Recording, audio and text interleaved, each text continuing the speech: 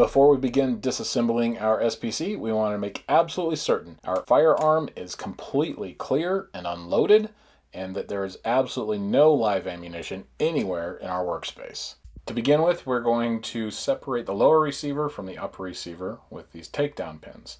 Now, if you're using a telescoping stock or brace on your SPC, you'll notice that it must be closed, so the little half circle notch makes room for the takedown pin to pass through the receiver. The other thing is this rear takedown pin is under more spring tension from the buffer system than you'll find on other B&T models. So I use a brass punch and a soft mallet to push it through.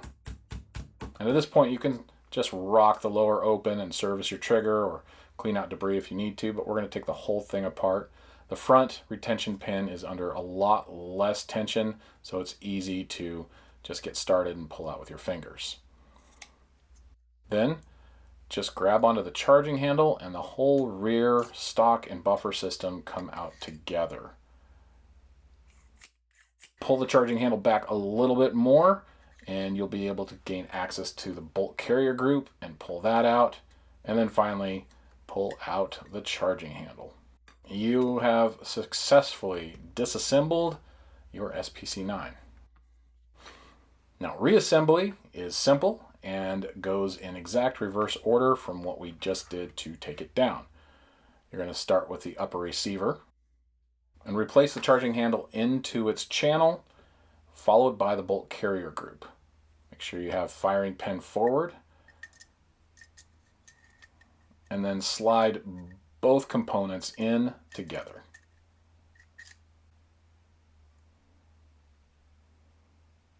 From there, the buffer and stock assembly goes straight into the back of the upper receiver.